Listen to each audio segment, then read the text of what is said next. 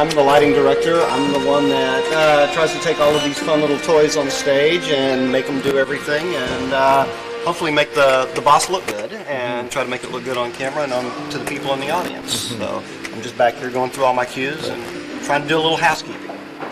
You've been with Pat's group for how long? Well, actually, I only came out with them to do this tour in Asia. A friend of mine was doing it in Europe during the summer, and had other conflicts, so asked me if I'd come in and take over, and so I have. So, just been doing it basically for the last week and a half, so it's been a real learning experience on my end. For instance, what do you learn about it? Well, just how to keep up with the travel schedule over here, and running around in the different countries, and obviously the language differences and the cultural differences, and just going to different venue after venue and trying to adapt everything to work the way we want it to.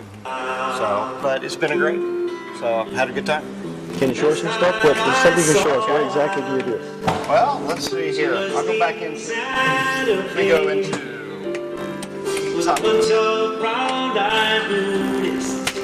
So these are my cues, and what I do is I set everything up and I follow what's going on here and check everything. And check all the stuff that's going on, and so I'm going through right now and just checking my timing and checking things like I've got one coming up red that shouldn't be, those kind of things. So I'm just going through right now, going through all of that. It's all programmed into the console. So just doing my daily housekeeping. So tonight, if you don't mind, when the show starts, can you kind of show us as the show starts what's going to happen? The band's walking on stage. What do you do? Well, actually, Pat comes out first. Okay. And so when he comes out, the house lights are already up, and it's just kind of in this work light look. And he comes out and does a little solo on the acoustic guitar. And then Antonio, our drummer, comes out, and then they do a duet. And then when they hit their cue, the house lights and I both black out immediately, let the band set, and then we start into the show. And so things start happening at that point. And as you can see, some of the stuff's a little low on the screens. I'm still adjusting everything right now for positions. So that's what I'm doing, is I'm just driving all the lighting from this right here. And I track everything on my monitors and then watch what's going on the video monitor, what the cameras are seeing.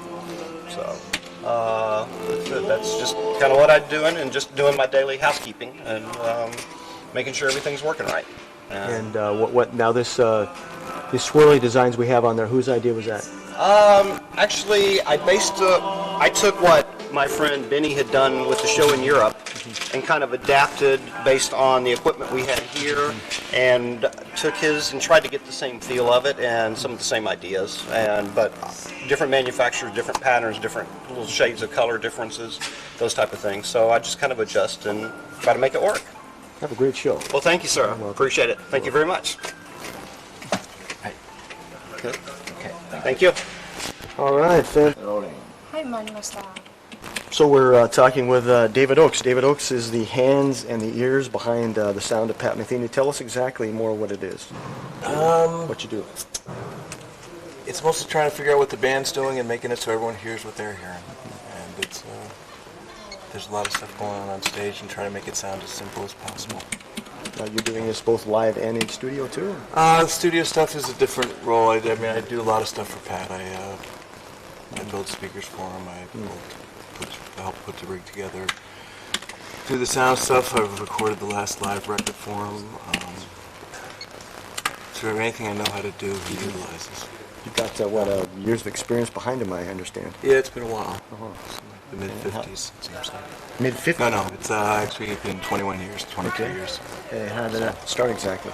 I worked for a sound company, and he wanted to buy a sound system from them, so he could have a consistent sound with the group. I wanted to build the sound system, and we decided to have me build a new one designed for the group rather than buy an existing used one.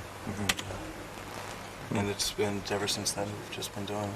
He supports, he's into the production end of it. He wants everyone to hear what he's hearing. And I try to make it hear what he's hearing, but not as loud. That's it. So what now? Pat, I understand, is a very, very particular guy when it comes to sound, and he wants it. Yeah. I mean, he cares about the sound. cares about all parts of the production. He takes a part in it to a point, but he also knows that he's on stage and he can't tell what's going on out here, so he has to have someone he trusts. And we work together all the, when we're on the road, when we're off the road, in the studio, at home. And I sort of know what he wants, and I translate that into making this board. So you've been on the whole entire tour since the spring. For every show, pretty much since '81. How's the road life? It's the life you get used to. It's the way I spend my day. Great. When I get home, I send a check. So just so I don't get out of the habit. But It's a pleasure, David. Thank you very anytime. much. Thank you. Enjoy the show. Cool.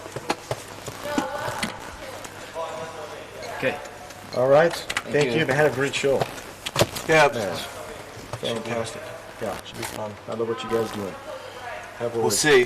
So I finally get to meet your We'll do it brains and again. hands behind it. So Yeah, no, it's a pleasure. It's a job, huh? it's life. It's a I mean, life. I do it because I like it, not because you have to love it. Sure. Because there's no reason. It's not for the money or for the glory or for the home life. You have to do it. I love sound. I like all parts about it. And to work with someone like Pat who cares about the sound and who gives me complete latitude for whatever I want to do. He supports, and when I'm home, I do sounds. I mean, I like sound. That's what I do. So he kind of says, "Here, Dave, here it is," and We're working in the studio. We do the record, and then I design the PA that we use for everywhere in the world except for here. And I've designed 3 PAs for him, and we just constantly progress. The console I have here is completely not a live console. It's a studio console that I don't know anyone who's touring with it. Sony doesn't. And it's just that what it does is gives me a lot more accuracy and control, and allows me to handle 80 inputs from the band, and not. So you couldn't do a lot of things I'm doing, and it's only because I know what we've done in the studio. I know what he's trying to do. We've just added a bunch of mics to his guitars, and to make them sound right, you need something like this that can do tenth of a millisecond delays between different types of inputs. And it's fun. I mean, it has to be fun. There's a lot of getting up at 5 this morning wasn't that much fun, but once I got here, it was fun. So you just said you take an entire PA system with you around the world? Except for this tour. And it's a system that my brother and I built and designed. And we've used my systems since '81, except for a couple-year period we invested in another system and it didn't quite work out. So we built a new one now. The new system is all ribbons, no compression drivers. It doesn't sound like a PA that anyone's used to hearing. And he's a little everyone's nervous about using a computer board because everyone's used computers and they all crash at some point. But so far we've been having good luck. Do you have a backup? We have backup, but it would probably take me like 3 days to hook it up. And now that when I came down the other day of thinking of actually doing it, at the time it seemed like it would be tough. But I wouldn't have a backup to my regular console either, and it's worth it. And that's what we do. It's fun. Have a great show. Yeah, I hope so. It's going to be Looking fun to forward be to here it. again. Yeah. Great. Great. Got a great hall. Yeah, no, it's good. It's nice. It's big, and the crowd in Tokyo is always great. That's makes it. That was the high point of our trip here. But you think Tokyo crowd is different than most? All crowds are different. I find. I mean, city to city. Tokyo's different than Osaka. It's different than where we just played in Seoul. It's different than New Jersey. In the States, every city is a different type of crowd. And a lot of it depends how much airplay, how much people know the music. We played a lot in Tokyo with Pat for a long time, and people know his music here. So it's knowing the music is a big part of it. But you have to mix as if they've never heard it before. You have to assume that they haven't heard all the details, and you have to try to. The hardest thing is to try to keep focus and not say. When you listen on the radio, you hear a song low level. If you know it, you know what it is. If you don't know it, you can't hear it. And you have to sort of mix with that in mind, that they're here for the first time and they want to hear everybody evenly. And it's easy to do, just to have I like mixing on this gear, and I like the music. It doesn't get tiring. An occasional song, but Not many. So you have to have like, different settings every night, I guess, because of different hall? Yeah. Okay. Place to place, Otherwise, you otherwise gotta they'd only have adjust. 1 gig a year. I'm sorry? Otherwise, they'd only have 1 gig a year. So, so we have to keep mixing it up.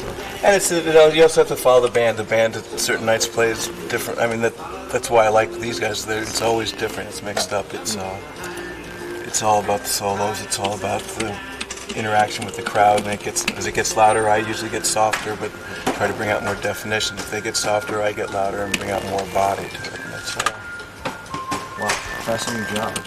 It sounds great. Cool. Interesting. We'll tell you tonight whether it sounds great or not. It'll be fun. It'll be memorable either way. Thanks. So, okay, nice to meet you. All right. You're welcome. But I have to get to work. Back to it, huh? Yeah.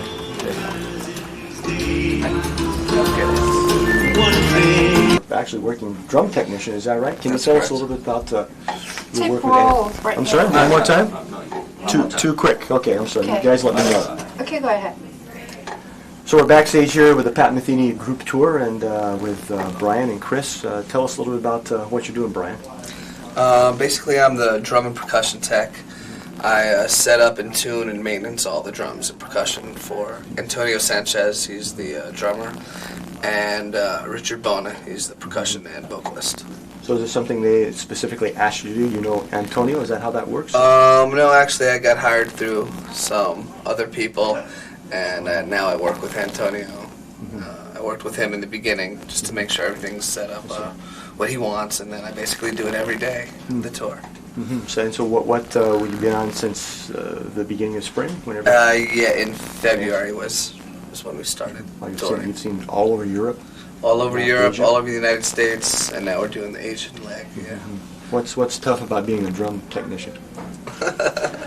Well, it's not really tough. It's just the hours. We do many hours in different places, and we do the same thing every day. Make sure everything's done to perfection. Make sure the band's happy, and make sure Pat's happy too.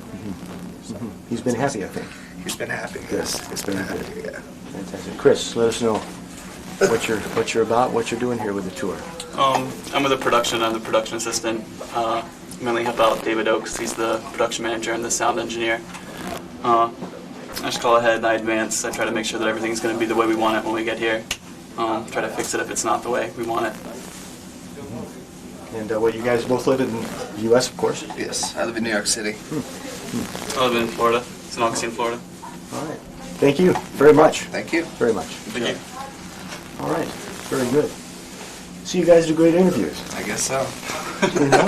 Of course. You know? That was a take. All right. That was a number one take. It's a wrap. Let's see, you're getting this ready here. This is where we're going to be with the Pat's time? No? Yeah, with the interview later on? Yeah, later Yes. on with him. Okay, good. We'll talk about his website a bit. Did you work on that at all, the website? No, I don't think many people work on the website. They got you on film now saying that. I have actually checked out the website a couple times. They do like chat sessions. I've never participated in it, but I see. and check out our travel dates where we're going. Oh, that's right. Because sometimes we don't know. Actually, sometimes the website doesn't know either. But That's right. we all do our best. That's why we're here. We let the website know when they're falling behind. And who else have you worked for, Brian, besides Antonio? I've actually done some tour managing myself for little bands, signed bands and unsigned bands. I've also done a lot of production work in New York City, a lot of staging, lighting, sound reinforcement, local crew acquisition, that kind of stuff. I think the music scene is changing. You know, it's very incredibly commercially oriented in the U.S. It's extremely changed in the last 10 years. Unfortunately, for the worse. A couple reasons. CD prices are outrageous, and also a lot of the bands are now. I guess they're formed, and you know what I'm saying. They're put together by money and producers, and record companies don't work with bands anymore. They don't build up bands. They don't promote them like they used to. They don't build up bands. So fortunately, there's so many bands out there. They have one hit, it's only for the money, and then they move on. So And you think that's generally going to change? it's going to have to, because people are don't want don't want it anymore. They're sick of paying the prices, and they're sick of what's out there. I mean, everybody has their own favorite band that they listen to. So I mean, it's all opinionated, but Sure. But you've got to, for instance, like things with the internet, you can get underground. There's an underground movement. sort of right. That's happening. another thing. You know, why pay $18 when you can get it for practically nothing? So that's a whole nother issue also in itself. That's going to have to change. Chris, what have you seen in that area? Have you noticed anything? In the music business, Yeah. about it, the corporate. Right. I haven't seen a whole lot. I mean, just the obvious. It's you listen to turn on the radio nowadays, you're gonna hear the same thing every station you go to. It's whatever, it's getting the airtime. Not near as many independent bands, or there are just as many, but it's harder for them to make it, and it's harder for the public to hear them. So All right, a lot of good music out there. Tons of good music. You can't get sick of it. Not at all. Thanks a lot, guys. No problem. Thank you. Thanks. All right. Very much. nice meeting you. Get back to work. All right. You got it. Okay, so. はい、回りました。 We're talking with Jerry Wortman, the tour manager. Tell us about the Pat Metheny band, this particular tour. Well, I mean, we were supporting the Speaking of Now record that came out earlier in the year and started in February actually in New York, and worked the first leg through April in the States, and then had about 10 days off and went to 9 weeks in Europe, finishing July 5th and 6th, I think we came home, and picking up again here in Japan. And just finished Korea actually, came to Japan, and Taiwan and Hong Kong. Now, a lot of people think that it's this glamorous life out on the road. Is it that glamorous? When you talk about being on tour with the band. I wouldn't say glamorous is a great description. People love to describe it as that, but it's certainly not. It's exciting at times. There's a lot of great camaraderie, especially with this band. The people are just fantastic. Pat is wonderful to work for. And they're like family. You know, it's a traveling family. It has its ups and downs and issues, but especially with the schedule that we keep. And it's not for everybody. It's impossible to explain to people that don't tour what is really. Anytime my family, anybody that thinks, going to Tokyo and going to these exciting places, it always seems like it's glamorous and exciting, and they don't see the reality of you're in a theater most of the day and on a bus 90% of the time. So it's got its ups and downs, but beats sitting in an office all day. So. Tell us about this lag of the journey. You were in Korea. We were in Korea, had a great time. Yeah. Then we flew to Nagoya and took the train this morning here to Tokyo. Wow, so you took a train this morning. Everybody, the whole band took a train. Crew came they left at 5 in the morning. Wow. Came and started setting up, and we left at about 10. We have an easier life. Everybody's a little sleepy. I don't know. No, this is what keeps you going. You get sleepy after too many days of not working. So now, tell me what food you like around the world. I eat Japanese food everywhere. I can. Sushi. Sushi. Yeah, sushi. Absolutely. Most of us. I think a lot of us anyway. I shouldn't speak. All right. And what now? You're gonna. That's all I've eaten since I've been here. So pretty much breakfast, lunch, and dinner. Wow. Not in great quantities. So, but now you live in New York. I live in New York. When I'm home. I was out on the road 260 days last year. For 5 different. I mean, as many people as want to hire me. And what? With what groups? What are the groups you work with? James Taylor, Paul Simon. I did some 2 years with the Buena Vista Social Club. We were here in Japan twice, and a lot with Pat. Keeps me really busy. I mean, a real dumb question, but the tour manager, what do you exactly do? Can you give me like a job description? What is? That could get me in trouble. No, for people to find out what it's basically, I get handed dates that they book, the management and the agencies that book and then I try to coordinate logistics, book hotels, airfare, get people from place to place, and just pretty much, be the person to answer people's needs and questions. There's the crew, their party, and they have their issues, and then the band is who I'm with most of the time, and I guess in the end I'm responsible for almost everything that happens out on the road. So a lot of money and financial, accounting that needs to be done. So what, you've seen the Pat Metheny band here for, gee whiz, a couple of months now. Are they getting better? And, meshing even better all the time? It's a great group. This is one of the even, easy people. I've been blessed every day to work with great people, but these are really special professionals. It's an easy, wonderful job when you have people like this. So what, the Pat Metheny group is kind of like from the jazz fusion era, weren't they? From that era, I guess. I suppose if you want to label it. And they're one of the only ones that are still actually, that I can think of, that are touring together. At this level, there's nobody doing what we do. I don't believe, and I could be completely wrong in the States anyway, that there's an instrumental musical group that, from this genre, if you want to call it that tours with the production that Pat chooses to take out, and it's a big undertaking at great expense, but in the end you see the result, and it's a great thing. And I wish more people would pay attention to aesthetics and the way it's presented. And I think the audience also appreciates that, and that's why we play to a larger audience. And the music is amazingly great. It's also the whole package, the whole show. Great. A lot of care goes into the lights and the sound and the way the thing looks. All right. You got something to check out. You got work to do, don't you? Yeah, sure. All right. Hey, thanks. Thanks. You're welcome. Thank you. All right. Yeah. We're speaking with Carolyn Corzan, Pat's guitar technician here, and let us know what are you doing here. Of course, you're changing strings, Strings. And you mentioned about Pat likes strings on a couple of guitars changed every night. Yep. 2 guitars get changed every day. This is one of them.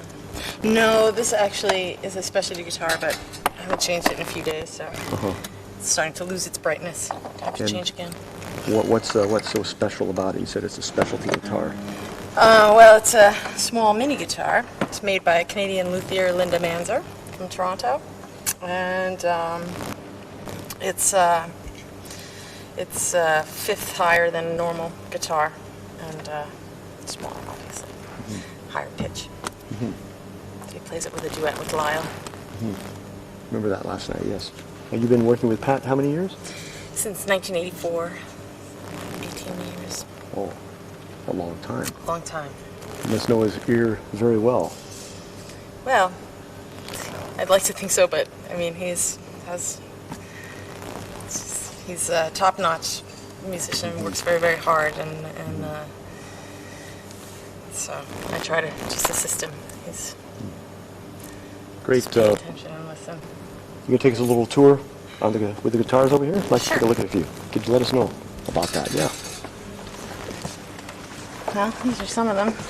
This is And you told me yesterday that Pat plays how many guitars on this He particular tour? plays 12 on this, depending on the set list. He'll play up to 12 guitars. Then there's 2 basses, and there's Kung plays a guitar, and Richard plays 2 basses and a guitar. And Lyle even plays guitar on this tour. Yeah. And which can you show us a guitar here that's kind of unique? This is the baritone. This is on the other end of the scale. This is a 4th lower than the normal guitar. And this he plays a solo in the beginning from Last Train Home. This is also a Manzer. All the acoustics, well, except for Phase Dance, which is a Guild. But most of his acoustics are made by Linda Manzer. Beautiful guitar. And the classical is hers to play. And gosh, I guess everything else is out there. So basically, depending on the song, he's going to change guitar. Yeah, he has a tendency, each guitar is for one specific song. It's the sound of the guitar and the tuning and that fits with the music. And so each piece has its own sound and its own guitar and its own thing. And so, which is good, because then he gets a freshly tuned guitar every time he goes to play. And hopefully it's a good, it's well tuned. Now you mentioned yesterday we talked about this 42 string guitar. Oh, I don't have that out yet, actually. What's that about? Could you show us that? Special guitar.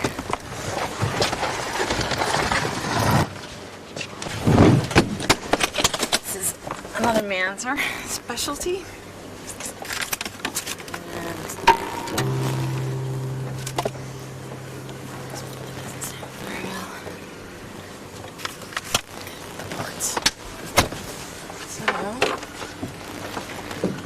Stand. Now this has got to be really something to tune up. What exactly? Could you tell us, explain it a little bit? Well, this is the regular 6-string neck. Each neck, there's 4 necks, 3 12 strings, 1 6-string. Each has pickups underneath the saddles. And then there's a little mixer up here, so he can mix each neck to the volume that he'd like. And this is tuned a bit low, so it's got a nice low bass. And these are strung to chords. They're not fretted, so they're just tuned to chords, so he can play whatever he likes. Which chords? Well, it's not a set chord, but it's a progressive based on. I don't want to say it because I think I'm going to be wrong. I think it's based on C. And so he can create whatever he wants. He's got all the notes of the chord there at his disposal, and he improvises every night on it. And you're busy, maybe even as he's playing, running off and back on stage, hitting guitars on and off. Yeah, so as he plays this, I'm preparing another guitar to go on right after, and so I'm pretty much give him one, and then I prepare the next guitar, and then we swap out. So it's well choreographed most nights. Something happens. So. Carolyn, thank you. Thank you very much for the tour.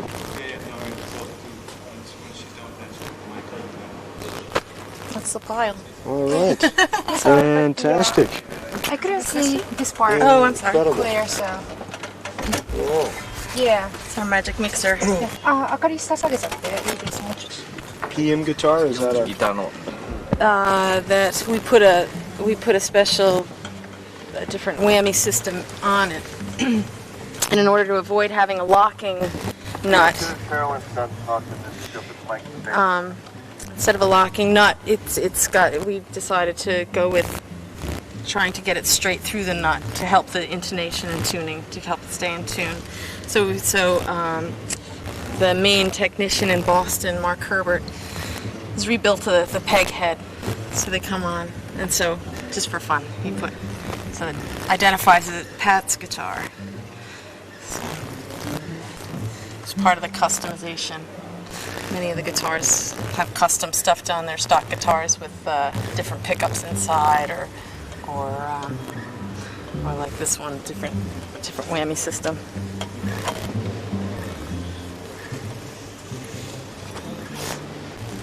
Thank you. Okay, thank you. All right. Hopefully you can hear over the PA. We'll deal with it. We'll talk loud. We're talking with Jody McAllister, the sound man here, monitor man, sound monitor man here on stage with the Pat Metheny group.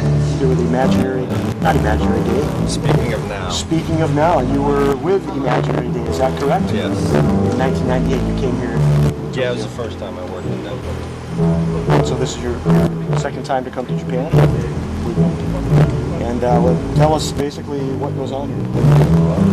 The monitor engineer, I just control what the band hears on stage, give them whatever they want to hear so that they feel comfortable, and what they need to hear so that they can play, basically. Is Pat's group, Pat Metheny group, is that a little bit different from other groups that you work with? Can you tell us how? I guess they have higher standards than most groups, so it's a little more, just a lot more going on, so it's a little more involved, a little more challenging. And then what do you mean by higher standards? Can you give me some They really care about, it's not rock and roll where it's just has to be loud. It's, these guys want to hear certain things, very detailed. So that's what makes it different than an average gig doing monitors. And something took place last night. Can you tell us about that episode with the sound? There was a technical problem with the power, and it tripped a breaker on a piece of equipment. It didn't affect me or any of the sound on stage. It just affected the house PA. So, but luckily they recovered pretty quickly. And stuff like that happens. So, but good crew here. Japanese people are very good, very thorough, and so we found out exactly what the problem was, and that's good that we know what it was. And so, with this particular board, how many channels are you going through? I'm using about 44 inputs from the stage, different instruments and things. There's probably about 16 monitor mixes that I send out to the stage, which is kind of a lot for only 6 people on stage. And is this a board that you bring with the Pat Metheny group? Or? Yeah, we brought all of our own stuff with us from the States. It's the same stuff we use on tour over there. Except the only thing different is some of the speakers that you see here were supplied by the Japanese sound company.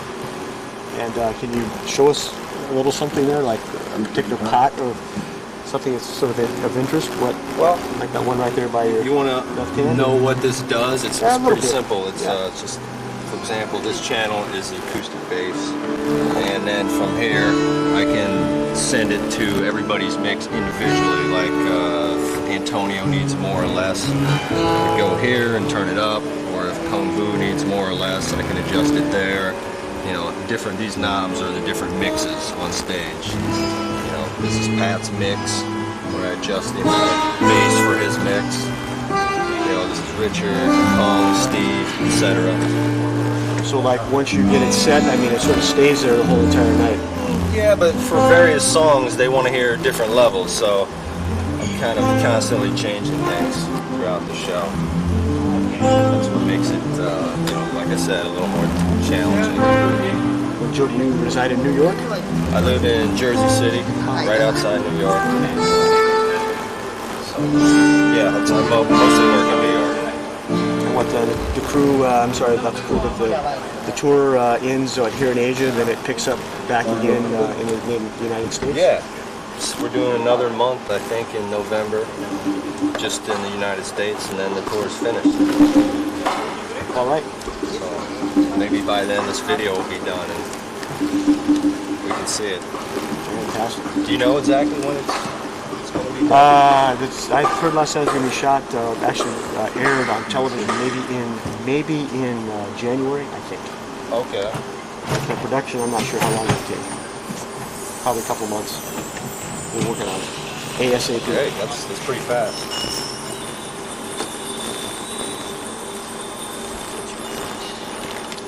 Just listening to Richard's mix while he's checking things.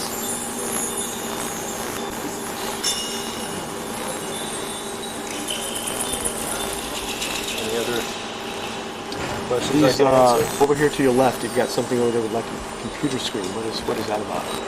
Those are digital mixers that we use for sequence tracks. We have some stuff it's pre-recorded on sequence, and they come in here and they're automated so that it's very consistent. Like each song will have different mix settings, and it would be almost impossible to do it on a board like this because I would be constantly changing a lot of knobs for every song. So with those, for every song, it's consistent. So that's something that is triggered on stage, or you do it here? It's manually triggered by our keyboard tech. She starts it, and then I just control the mix basically from there. But Allie, keyboard tech, she triggers it from a visual cue from Pat usually. All right. That's a little, behind the scenes stuff. I don't know. They probably won't want to include that in the video. I don't know, but that's what happens. All right, Jody, thanks for your time. No problem. We'll let you get back to work. Okay. Thanks a lot.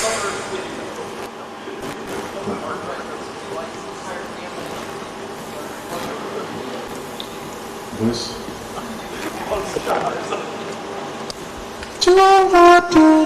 Yeah, it has a. I don't know this. Oh, it has a. The thing with modulus is that they have graphite necks. See, you can see the crystals. Isn't that pretty? So it completely doesn't bend at all. So the bass stays like perfectly in tune, and it has a lot of sustain. So I like it a lot. Nice bass. They make guitars too, but I like this bass. Is this made especially for you or customized for you? Customized for me.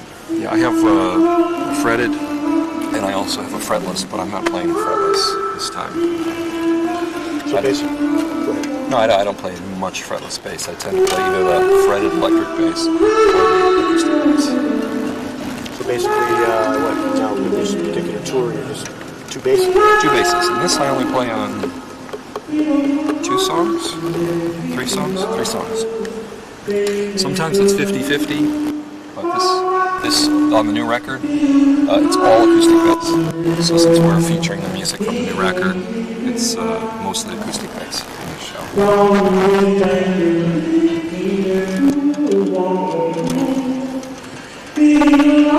That sound good? What's that? Listen to that. Doesn't that sound great? Sounds like I'm in the African hills. Sounds great.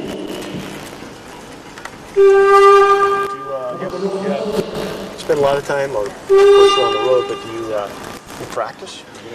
I practice. Actually, when I'm off the road with this band, we're usually making a record, and Pat makes some records that are group records and some soundtracks, and produces some records for some other people.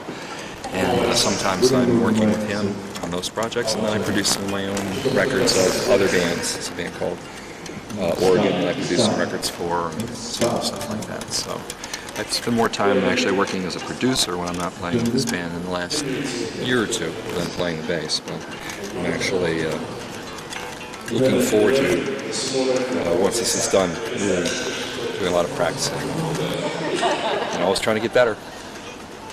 What do you play with anybody else when time is off? Yeah, I do a lot of freelance studio work. Like just all different kinds of things. Anything that comes along, studio musicians, just sort of whatever's available. But I really enjoy studio work. I really like being in the studio, working in the studio, producing in the studio, playing in the studio. So I do a lot of that, more than touring with other bands or anything like that. I was touring here, actually, last year I was in Japan. Last year with Tony Bennett for a month, just subbing because there was an illness. But other than that, I've been mostly doing studio work.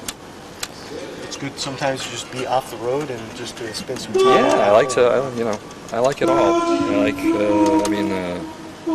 The traveling is intense, and this has been a really intense year for us. But it balances it out. You have, it's like I wouldn't want to travel 300 days a year, but I wouldn't want to be home 300 days a year either, so it's nice this way. It's kind of been a 50-50 year, and a little more traveling than being home, and the next year will probably be a little more being home than traveling, but I like to constantly go back and forth. That way you get the best of both, and then you don't get burned out on either one of them. So. You live out of Chicago, is that right? I live in Chicago, yeah. In Chicago? I live, right in Chicago. I mean, not downtown, but a mile from the downtown. Yeah. So what's the music scene there in Chicago like? Well, there's a lot of live music, although just like everywhere, there's not quite as many clubs as there used to be.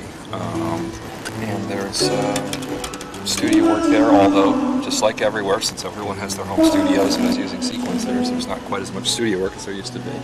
But it's for a big city, with an orchestra and an opera and museums and a beautiful lakefront and everything that you want in a big metropolitan place. People are very friendly and warm, and it's very familiar to me. I don't think I'll always live there, but I enjoy living there a lot. You grew up there, didn't you? I grew up near there, yeah. And it was always my intention to get out of there. But then 22 years ago, I joined this band, and they asked me to play with them, and so we've been so busy that it kind of didn't matter where I live for the most part. Now I think it probably, we'll see. But we've been very busy in those 22 years. Now you've been with the band 22 years? Yeah, right, or 22 years, something like that. It's got an extra special combination of, I don't know what it is, nerves or to get along with people that long with musicians. Is there something, what's the secret? I don't know, but I mean, you know, how could you? No, this is my favorite band. It's my favorite music, my favorite musicians. So that makes it, you know, that keeps me motivated to whatever it takes to do it. And I like Pat and Lyle both so much. I mean, we've done so much together and been through so much together, but they're, you know, we get along just, I think, fantastically well. We really always have. So it really hasn't been that hard in that aspect.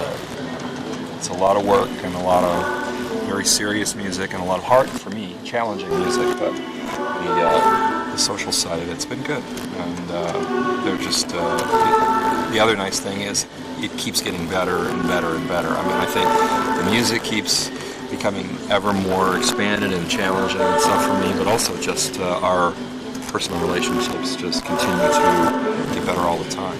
You don't really, I mean, if you could say that about a marriage or a friend, any friendship, that would be fantastic. To be able to say that about where you go to work every day is unbelievably great. So I'm probably the luckiest guy in the world. Don't you think?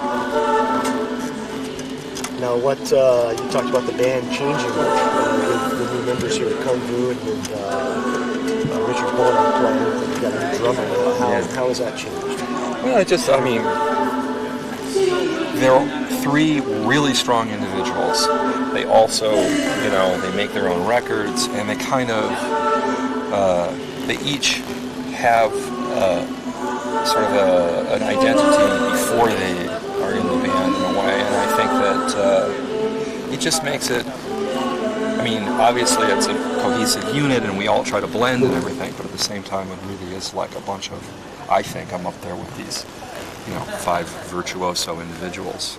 And the way the show is now structured, I think, you know, there are these moments where you can see everybody do these really amazing, powerful things that are very much related to the music that we're doing, of course, and the music that Pat and Lyle write.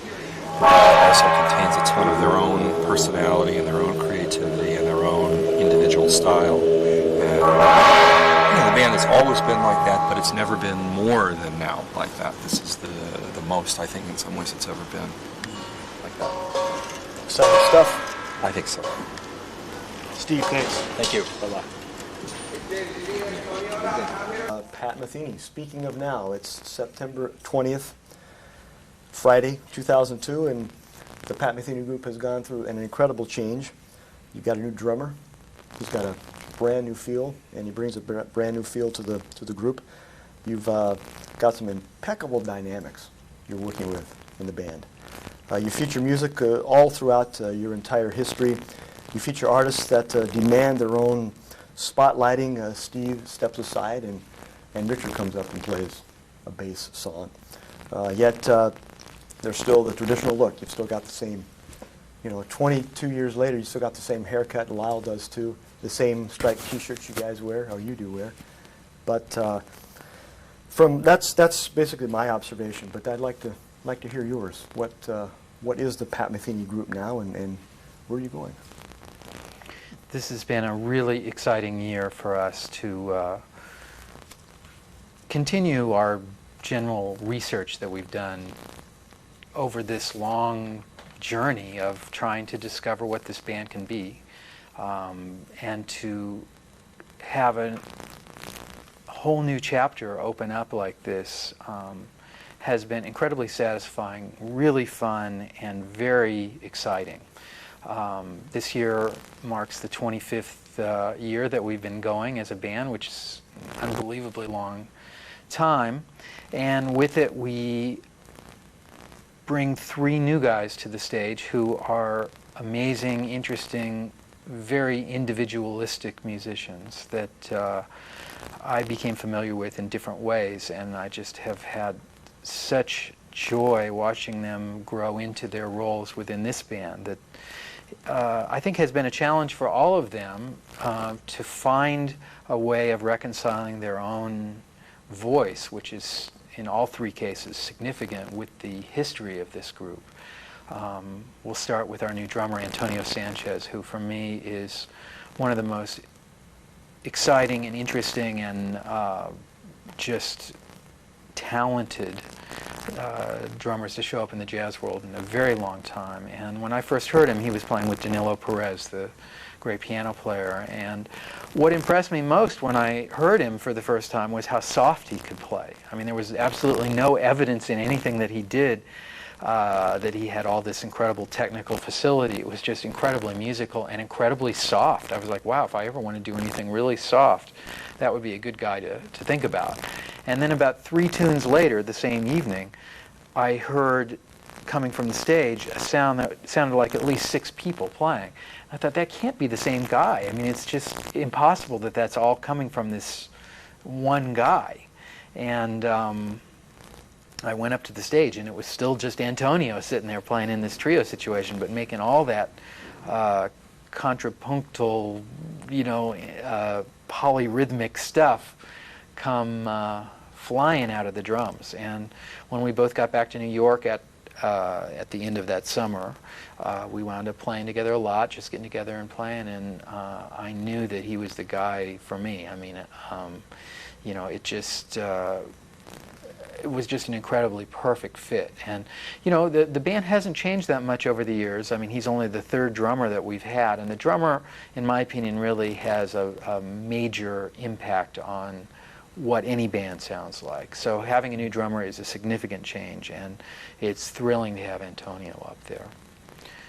Kung Vu is a musician that I first heard on the internet one night. I was kind of surfing and listening to various internet radio stations, taking advantage of the iTunes feature in my new power book. And they have all these subgroups of trip hop and acid jazz, ambient house, and all these genres of subgenres and all that. And on one of those channels they were playing one of Kung's records, and it was just unbelievably unique music. I'd never really heard anything like it. It was just trumpet and electric bass and drums, and I became an instant fan and really didn't know much about who it was. I saw the name Kung Vu, and I took it and pasted it into a search engine and found out as much as I could find out about him, and ended up buying all of his records. And then one day calling him up on the phone, and we wound up getting together, and I was very surprised to hear that he'd been following this band since he was a kid. And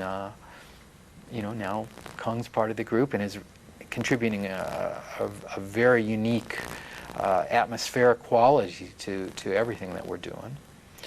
Richard Bona is a musician that's world famous already, and it's kind of funny that he's even doing this. Basically, when I was organizing the band for this go-round, I called Richard up thinking he might be able to suggest somebody, and I kind of told him what I was looking for and the kind of musicians I was interested in, and he surprised me by saying, well, I got the perfect person for it, me.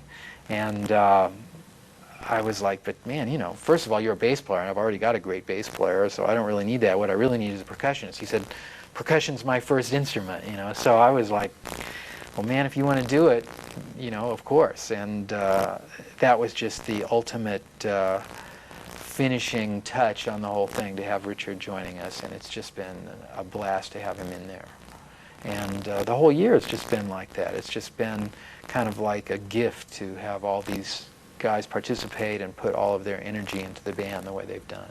So is it the idea with the Pat Metheny group that you have Steve, you've got Lala, you've got yourself, and then you can add others to it, or what's the configuration now? Is that something you're going to perceive for the future happening for a long time, or? Well, there's a core to the band, no question about it, that's been consistent for a very long time. I mean, you just mentioned myself, Lyle, and Steve, and the 3 of us have been playing together for more than 20 years now. On the other hand, the other members have not really changed that often either. Once people are in there, they tend to be around for a record or 2 or sometimes more. And to me, it's like part of the thing about this year was to kind of just familiarize those guys with the dialect that this band plays in. And I really hope that we'll continue to, do our collective research into whatever area that this particular chemistry seems to imply, and do some more stuff together after this period is over. You spend oh, let's see, 120, sometimes 240 days out of the year touring, and you're on the road. It's got to be exhilarating. It's got to be an incredible experience. So what do you do personally to take care of yourself physically, mentally, spiritually? Well, you know, I hear people talk about going on the road as being something hard. That's never been true for me. Going on the road is fun, and it's always, you know, the part of the entire experience that I personally enjoy the most, because in a lot of ways it's the payoff for all of the hard work that's involved in, first of all, writing the tunes and then making the record. Both of those periods are very satisfying, can be fun, but they're very isolating in a way. And you know, coming out on the road and playing gigs is really, on a social level and on a kind of human level, the most rewarding in terms of the immediate payback that you get from it. And so for me, you know, going out and playing a couple hundred gigs in a year is fun. It's something that I really enjoy, and there's not really too much effort in that for me. It's just, you know, something I always joke with people that I can't wait to go out on the road and get some rest, you know, because it's such a more organized kind of life than civilian life for me. Than having a regular job. Than having a real job, right, exactly. Looking at your bio here, if I can just turn to it here real quick, it says you've won countless polls as Best Jazz Guitarist, 3 gold records, 14 Grammy Awards. The Pat Metheny Group has won an unprecedented 7 consecutive Grammys for 7 consecutive albums. So what's left? I mean, what else do you want to accomplish?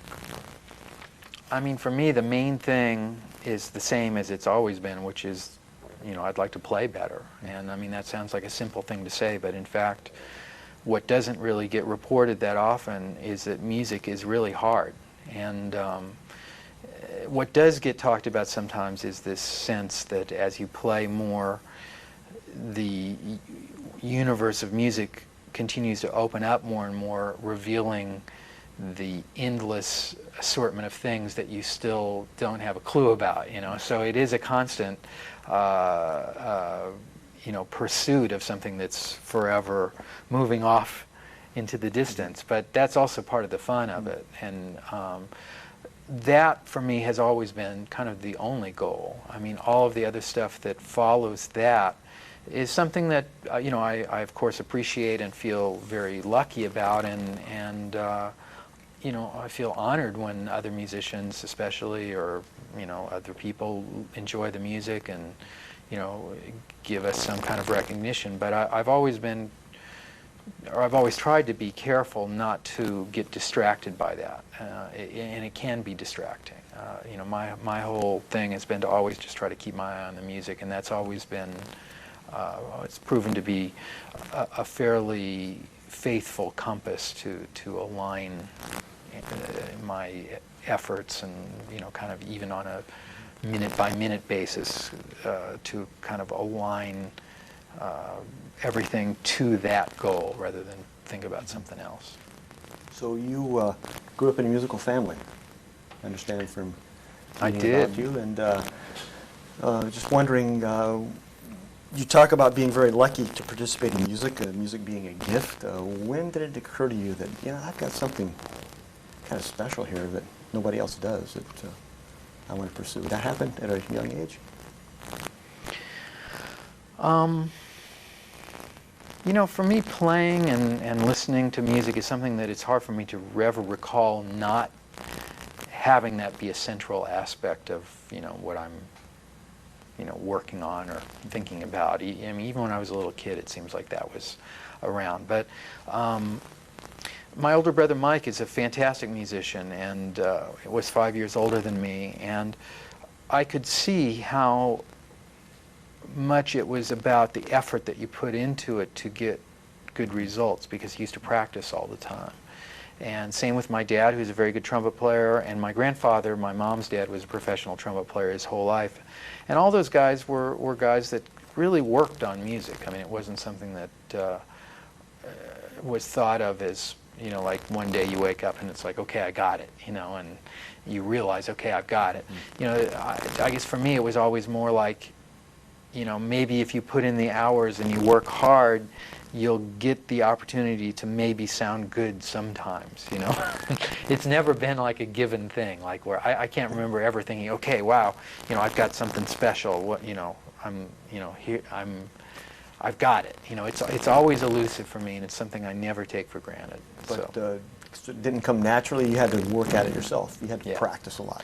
Music has never been easy for me. It's always been hard, and it's not a bad kind of hard. I think when people say, you know, hear me say, oh, it's difficult, you know, there's an implication of like, you know, that it's like, you know, really kind of frustrating. It's not that it's frustrating. I mean, it is that too sometimes too. But it's more that it's something that requires constant diligence in order to lay claim to any sense of accomplishment on a sort of personal level for me. I think the music that you're playing, does it come from a, we talk about music being a mystery, you know, where does it really come from, the gift of it? Do you look at as a spiritual side? Is it that to you? You know, the metaphysical component to any kind of human activity, I think, can be viewed through the eyes of the person that's looking to find those things. And well, what are you looking for? you know, for me, the reality of music itself is way more than enough to occupy and satisfy my entire curiosity about it. You know, late at night I can think, you know, music is this sort of odd beast. You know, you can't really taste it, you can't see it, you can't smell it. You know, what is music? I mean, how is it that everybody agrees that this sounds good, you know, this interval doesn't, and this is in tune and that isn't in tune? I mean, you know, and it does boil down to being about vibrations, and, you know, all these, you know, mathematical equations are discovered all the time that have their exact analogous replica in mathematics that is used to define the very most basic components of the universe. I mean, all of those things exist, but, you know, when it comes right down to like, okay, we got to play this tune and I got to try to play a solo on it and sound good, I mean, you know, then all that stuff goes out the window. You just got to live in the reality of what music is. Right. You're on your tour now. You're coming here, to Japan, going to Hong Kong. Yep. You have a couple of weeks off before you go to the United States again. Can I ask you what you're going to be doing in that time? I mean, you know, for me, my life outside of the life I have as a musician is very full and really fun and great. And I do basically the same kinds of things that everybody loves to do. You know, I like hanging out with my family. I love seeing my friends. I love going to movies, reading books. You know, all the usual stuff that everybody likes to do. And you know, that part of things is every bit as much fun and every bit as important to me as what I do on the bandstand. And in a lot of ways they go together beautifully. I mean, you know, I feel lucky to be able to have kind of a balance.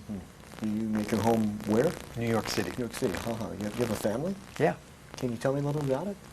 I've got 2 little kids, Jeff and Nicholas, that are great, wonderful guys. Jeff is 2, Nicholas is 4. I mean, they're actually 1 and 3, but they're going to have birthdays soon. My wife Latifah is fantastic, the best woman I ever met. She's incredible, and we have another child on the way that'll be coming in March, and we have incredible amount of fun together when we live our day-to-day existence. Your songs, for me, just have an exuberance about them. There's such joy to them. Do your songs come from life experiences? The titles of your songs that you have on this album, I mean, they're, of course, they're not they're instrumental. There's no words to them, but do they come from your life experiences? Yeah, but basically they come from sound. I mean, you know, for me, it's more than enough to just come up with a chord that sounds good and have that go to the next chord that sounds good. And, you know, you know, what happens to you in life affects everything that you play and that you do and that you say and that you are. But I think there are some musicians that really are closely connected to what happens in their life in order to provide inspiration for what they do as a musician. That's not exactly true with me. To me, sound itself is really fulfilling, and I find everything I need right there in that sound. You have been on this world tour here, started in Europe, went to the United States, here you are in Asia, going back to the U.S. So why do you choose Tokyo, of all places in the world, to do a video production? Tokyo has the best director. And that's why we do it, because they have the best director. And it's hard to find somebody who can do such a good job. Mm-hmm. Can you tell us a little what do you mean by the best director? What do you like about Takayuki Watanabe? He's musical. He understands the spirit and the flow of the music, and that seems like it wouldn't be so difficult to find, but it's incredibly hard to find people that understand the way our music works on a sort of construction level and is able to communicate that visually. Mm-hmm. And he's a master at that. I understand you're a very, very particular person. I have my particular moments, okay. And in some ways I don't. But when it comes to what we do, yes, I am fairly particular. Quality, I mean, is extremely important to you. It's mainly that. I just want something to be good. If we're going to bother doing it, you know, I kind of think, well, let's do it good. Right. Well, Pat, you do great music, do great interviews. I've enjoyed talking to you today. Thank you. My pleasure. You're welcome. All Thank right. you, Pat. All right. Thank you. Would you actually be more comfortable if I split? Okay, that'd be cool. Yeah. Okay. Up to you. Very good. So yeah, we're going to make this as casual as possible. We're sitting here in a cafe. We're having a conversation. There's a cup of coffee before us, and here we do it. Ready? Yeah. Watch the bus. Okay. I just wanted to find out, Kung Vu. Yes. Wanted to find out how'd you get started in music, and I'm just very interested because coming from Vietnam, it must have been quite a change from that culture. I know you were young, but can you tell us about that story? About being in Vietnam? Well, the whole story of how you came to the United States, just briefly, and how music got started in your life. Well, I came to the U.S., specifically to Seattle in '75 with a big, mass exodus with a huge family. And I was about five and a half, so I don't really remember much about Vietnam. I have certain vague memories about it. We lived in a little bicycle shop. There's about 15 of us in a little tiny bicycle shop, and my dad happened to be a musician, and I remember going to hear him and my mom also sing. So they had a band together, and I'd go as a little kid hearing them rehearse. And just the sound of the live music, especially the drums, the bass drum pounding, was something that was really turning me on to music. And I played with his instruments. And then when I got to the States, I didn't start playing music until I was 11, which is pretty normal for American kids in the school system. So you grew up in basically the school system and started playing trumpet through the stage bands and concert bands there? In fifth grade, I just picked up the trumpet. Mm-hmm. Actually didn't want to play the trumpet, but... Oh, you didn't want to play the trumpet. What did you want to play? I wanted to play drums. Really? Yeah, of course. Drums or guitar, something to rock out on. But we lived in an apartment, so drums were out of the question. Mm-hmm. So what, you're living in New York now? Yeah, in Brooklyn. And can you tell me about the downtown creative music scene that's happening there? What's that all about? Well, it's been around for a while, and my understanding is it started out at the Knitting Factory. This guy named Michael Dorff created a little club on Houston, and John Zorn was involved in it, and William Parker. And there seems to be two schools, the William Parker scene and the John Zorn, Tim Byrne-y type scene. And through the years, they've become a movement of music consisting of people who are trying to get outside of strictly jazz or anything, and just combining as much music as they're into, and having a place to play. And then it became a thing where in Japan and Europe especially, the Knitting Factory became a pretty famous place. People would come all over the world just to see it. And you were part of that too? Loosely. I mean, I have friends who played with people who are in that scene, and I played some gigs there and with some of those people, but I never thought of myself as in any scene. You know, I just kind of just try to do my music, and whatever I fall into, that's where I am. And then one day you get this call from Pat Metheny. Can you tell us about that? Well, it was a big shock, actually, because since maybe my second or third year in college, I've been gradually moving away from jazz and just trying to find my own thing. And for a while there, especially in college, I started being disillusioned with music and just wasn't inspired. I didn't know what I wanted to do. But then I kind of figured something out and well, one thing was that I checked out a lot of classical music and was really turned on by classical music. So I met a teacher there, Joe Maneri, who helped me figure this out, and just that I didn't have to play jazz, I didn't have to play classical, I didn't have to play this or that. I can just make my own music and just bring things together in a way that showcased what I can do really well and what I liked. And so from that point on, I kind of moved slowly, but definitely moved away from the straight ahead thing. And then so when Pat called me, by the time Pat called me, I was like, somebody like Pat would never call me, musically, or, And the other thing was like he was a big hero of mine, and I always thought that those guys were on a completely different level that I'd never ever get to. So, just to get a call from someone like that is just unbelievable. Kind of a mind blower. Yeah. And I actually thought it was a joke, and I thought it was a friend of mine playing a prank on me. Really? Yeah. And you kind of said, who is this? And you really... Well, the funny thing is I was getting a few calls that week that he called me by people who I had no idea.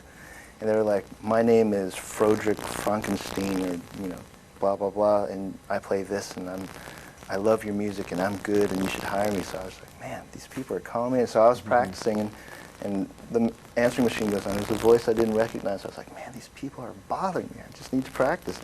And then 2 days later, my girlfriend listened to the answering machine. She was like, some guy named Pat Metheny says he's Pat Metheny. He's calling us. I thought it was a friend of mine playing pranks. So I listened to it, and it sounded like Pat. And so I called him back. Wow. What specifically are you learning? I overheard last night just a little bit you consulting with Lyle about particular notes to land on, a particular set of music. Can you tell us more about the things you're learning playing with the Pat Metheny group? Well, in terms of specific notes or the music, they have a really specific way of dealing with everything. But for me, the hardest part is how to deal with harmony the way they deal with it. And they're just like, I've gotten better at figuring out which notes sound good to them. And to me, my whole approach is totally different, and so it's been a big challenge, but that's it's hard to put into words. Take your time.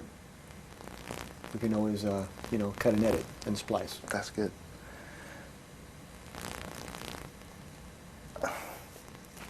I'm totally off track. And so what you said specifically, how do they specifically put music together that makes it sound like Lyle Mays, Pat Metheny? Well, it's just the way they work together, their chemistry. But as far as the harmony, they hear things very specifically. Everything is, it's composition. When they come up with the chords and the voicings, it's a composition in itself. And so it's very specific in terms of what notes I play. Even if it's in the right scale, it has to work with how they're hearing the movement of the chords and how it's laying, and what the purpose of those notes are. And so that's been a big challenge for me. Mm-hmm. But other things that I've learned is like the pressure of playing for thousands of people, and the band is kind of like it's kind of like an orchestra gig where you have to play everything really perfect. You can't really make mistakes, and if you make mistakes, it sounds really bad. So that's a lot of pressure for me. And there's a difference between the kind of confidence that you have to play in front of thousands of people rather than hundreds of people in a small club where you really feel their energy and support. When it's a big crowd like that, it takes a whole different level of confidence. And I'm learning, that's the biggest thing for me. Can you give some other musicians advice about, what do you want to say, getting ahead in the music business, get their music exposed? What would you suggest doing? It's gotten to the point, and it's going to get worse, I think, where you can spend your whole time focusing on the business and learning how to get your music out there. And I don't really know if it's going to... I mean, there's a certain amount of things that you have to do to take care of the business, but there's so many people out there who are just working on the business, and they're not anywhere. And so my advice is to work on the music and really, really get your music to be as happening as possible, as original as possible, so that something like what happened with Pat happened to me. You know, I mean, there was a few years there I was like, okay, I'm going to get my stuff out there, I'm going to, you know, do all the right things, and nothing happened. And it's because it just seems like people aren't really that interested in, you know, the non-Big Five pop music type stuff anymore, and it's getting more and more commercial and more product oriented, where creative music is starting to die out or something. Mm-hmm. That's how I see it. But you know, I mean, you got to take care of the business. You got to make your records. You got to play gigs. You got to tour. You got to suffer, and like everybody room in the same room, sleep on the floors. As long as you're out touring, and if you're playing for 2 people on one night, 5. It's, you know, it keeps adding up. So the main thing is just to go out, travel, and tour, and get your stuff out there. But as far as like getting a record to a record company, forget it. Mm-hmm. You know, unless you know somebody who can hand the record to the person, it's not gonna. I just don't think it's that easy. All right, Kung Fu, thanks. How do you like Japan? Tell us about Japan. My what? Tell us about Japan. Have you I wish seen I could much see of more of it. The people are incredibly kind and polite, and I like it. I wish I had more time. Check it out. Thanks for being with us. Thank you. I enjoy your music. I just enjoy your playing with Pat and just the stage that you're doing. You know, you talk about being kind of uptight about it, but it doesn't show. That's and good. You've got some confidence on stage that I see. I think it's a subconscious thing. Okay. All right. Thanks. You. Thanks a lot. Great. Oh. We're speaking with Steve Robbie here in September of 2000 on the Speaking of Now tour here. Right on. And, great to have you, Steve. Thank you. Great I to be wanted here. to ask, with Pat Metheny Group, I look at you as the rock, the foundation of the music. Yet you're probably the member that probably gets the least spotlight. And in a sense, you know, for me, you've got to have a lot of humility to keep that up for so many years. But it seems like you're comfortable with that role. Am I not correct in this? Or how do you? No. I mean, look you know, at this? that's sort of not for me to say, but I know what you're talking about, and there's something about playing the bass that I think traditionally has that kind of built into it. Now, you know, bass player can also be the flashiest guy on the stage at the same time, but in the way that anyway I approach the instrument, a lot of it is about making the overall music sound good, and maybe less about getting the spotlight for myself. That seems to be the way I've approached the instrument from the very beginning. It's not really like it's a conscious choice. That would be dressing it up a little bit too much. That's the way I come to the music, and that's really what I'm happiest doing. I mean, Playing our esteemed drummer Paul Wertico, who was in the band for 18 some years, and I loved playing with. He had a funny thing one time. He compared it sort of to comedy teams. He said, you know, there's always got to be a funny guy and a straight man, otherwise the music, the humor doesn't work. I think music is that way to a certain extent, in that at some level there has to be something that everyone is playing off of, and probably that's a little bit what I'm providing. But like I said, it comes, whatever it is, it comes naturally to me, I think, as best I can do it. You do an incredible job. Oh, thank you. Like I said, you're the rock. Thank you. I wanted to ask, you just brought it up about Paul and now Antonio Sanchez. Are there differences between playing with both of those fantastic drummers? Can you describe how they differ? You've got a brand new drummer in the band. Well, yeah, I mean, Antonio's great. The thing is that there's, in the big picture, there's things that are the same, in that this music is very, very difficult to find the right kind of drumming. I mean, the world is full of fantastic drummers, but this is a really, really, really different style of music, and I don't think people listening to the music always, even musicians, would always appreciate that until they would actually try to do it. It's not just that it's complicated or difficult technically, it's that at a conceptual level, it's really designed very, very uniquely and very different from other jobs. So when it comes time, and it's especially true with the drums. So I think that you know, one of the great things that Paul and Antonio have in common is that they both have fit the music beautifully, each in different ways and each in their own time. You know, I had a great time playing with Paul all those years. Paul's my buddy from Chicago, and we were playing together even before either of us were in the group. But it's really exciting that now that Antonio's doing it, it's fantastic. It's a blast. I mean, he's really fun to play with, and he really brings a lot of new stuff to the music that's great. What, when you're actually playing with the band, you could be practicing, bringing up new music, but when you're actually doing the performance, it seems like you're really tuned in to Lyle's left hand, of course. Of course, that's where the bass note is. You know. But what do you listen for when you're playing on stage? What's going on in your mind? It's weird.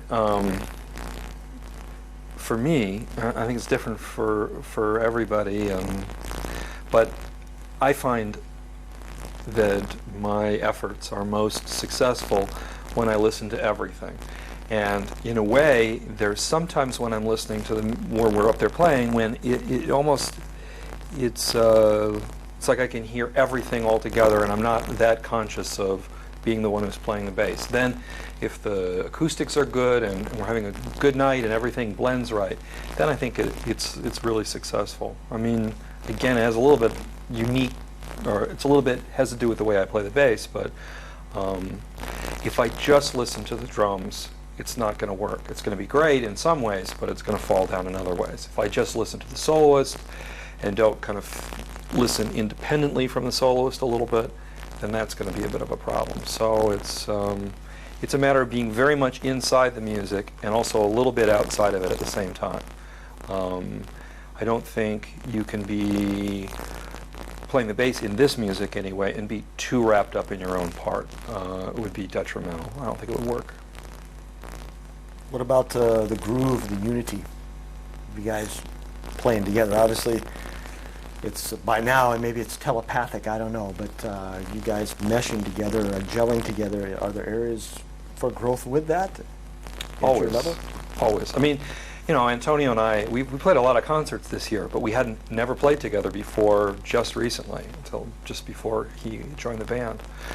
So I think we continue to learn how to play better with each other all the time, and you know, it's something to look forward to. But you know, as weird as it is to say, I feel like I'm still hopefully improving playing with Pat and Lyle too, and we've been playing together a lot of years. So it's part of the culture of this music, and especially the culture of this band, and especially, you know, Pat's approach to things, that it's very serious, and we're constantly striving to, you know, improve. I don't think that'll ever end. But specifically with the drums, yeah, I think we play better together all the time. After the show last night, we talked about a few things. After this show, I got a little advice, and I gave a little advice, and it's nice. It's a nice thing to watch it grow. We talked a little bit before about the humility aspect of the bass, and you've got Richard playing a song this time. He's a talented bass player. Oh, brilliant. And, awesome. Tell me about that. I mean, I think it's just great that you can step aside and let... It's a pleasure. I mean, I got no problem with that at all. Okay. I mean, Richard and I play very, very differently. He's much more of a virtuoso foreground kind of player, and so whatever territory, even if one was to make any kind of comparisons, we've staked out very different territory. But I mean, it wouldn't matter if we did exactly the same thing, just to hear someone do what he does so beautifully. You just got to be excited about that. I don't see how anybody could not enjoy that. That's a no-brainer there. It's just a blast to be around him and be inspired by him. It seems like that's sort of a direction that the band's going, and you get these new musicians in, and they're featured. Yeah, well, there's a lot to feature. I mean, we were speaking earlier, but they each bring something really different that they developed and worked on for a long time that has nothing to do specifically with this band. It cohabits very well with our music, and Pat and Lyle have done a beautiful job of integrating it all into the music that they wrote for this record. But it wasn't as though this stuff, these strong personalities that they developed, were developed specifically in mind for the Speaking of Now or being in the Pat Metheny group. So it's a tribute to all three of them to have brought so much to the table, and to Pat and Lyle to have designed music that can take advantage of that. It's exciting. It's exciting for me and Pat and Lyle. One of the first things we talked about when we started on this tour, making the record, was we were all new to each other in a way. It's just a tremendous amount of work, and we got that job done. But the real interesting thing is when we went out on the road, night after night, it's just so interesting for the three of us to be up on the stage, who've shared the stage together for so many years, with these three new guys. And, it's just got to make that kind of creative juice just has to make it good for everybody, I think, in a way. It's a blast. Talking about being on the road, just real quick. Sorry, but can you see the tape? Can you tape? Sure. Maybe. So anyway, you understand playing. Of course, all this time you've got jet lag, and you just talked about that just a minute ago. And what's it like really performing, being on the road like this? You've done what? This is going to be your third show tonight in 2 days. Right. I mean, that's unusual for us because of the video and so forth. We wanted to get in that extra show today. I mean, it's a long show, and the thing is that we all love to play, but every time I think Pat and I try to figure out, or Lyle and any of us, we try to figure out how to make it a little bit shorter. It means not playing some song that we really want to play.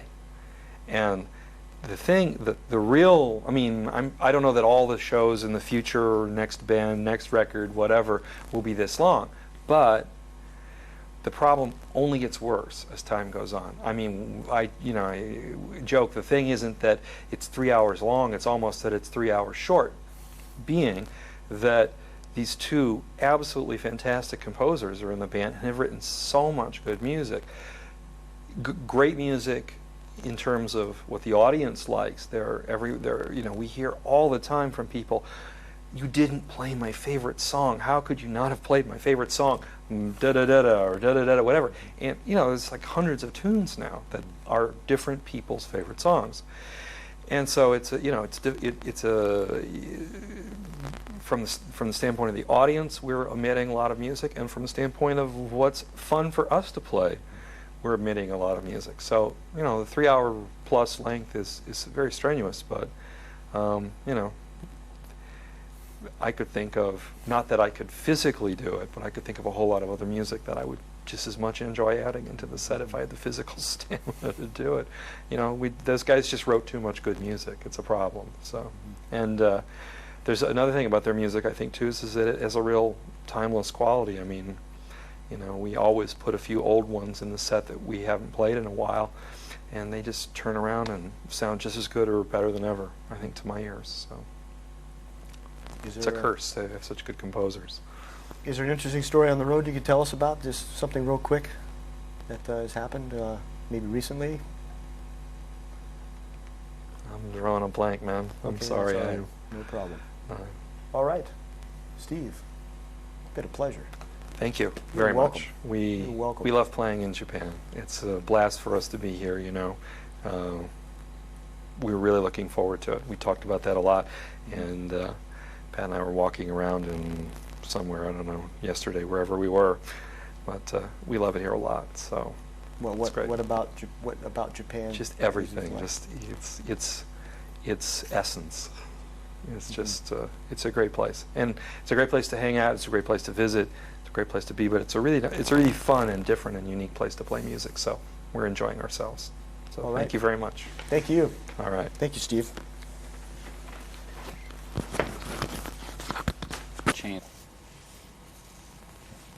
All right, we're talking with the Wild Maze. Speaking of now, here in September 2002, Tokyo, Japan. That's now. That is. Absolutely. Let us know about, just a little bit about the tour. You've come, what, from Europe, United States, Seoul, Korea, Japan now? Yeah, it's been a world tour. Recently we were in Japan. We did a concert in Nagoya, and before that we were in Korea. We had a little break this summer. Before that we did just a bunch of dates in Europe. And, we started in the States, as we usually do. Yeah, it's been a run-of-the-mill world tour, if there is such a thing. There's got to be some joys and heartaches of the road? Well, going on the road is tough, as anyone who does it will tell you. But I was telling my friends that after this long Europe tour this summer, it was the easiest and most pleasant, grueling tour I've ever done. And I think the big difference for me is I get along so well with everybody in the band. I've always respected Pat and this music, and I guess basically I feel lucky to be in a situation where I get to play this cool music with these cool people, for all these people who want to listen to it. And I think everybody should show up for their job in the morning and get, 1,000 people applauding. It does wonders for your the sort of equilibrium and all of that. So, no complaints here. Mm-hmm. You moved in Boston in 1977, and you did meet Pat, which is what proved to be a very successful musical alliance. And can you tell us, 25 years, gee whiz, what kind of advice can you give us to keep that happening? Well, I guess to start with, find somebody who's kind of cool, get along with for 25 years. Seriously, I'm not sure if there's any, secret or magic potion that explains, what's going on. There is a lot of respect, and there is a lot of mutual interest in pushing the boundaries of music, in having really high standards, in sort of a pursuit of maximal music. Pat and I both are interested in just all sorts of stuff, and we've never really been a kind of niche band where we had one little thing that we did and focused on and defined the sound of the band. I think in some way the sound of the band is defined by how versatile the sound of the band is, and just the wide range of musical styles and influences that we can explore.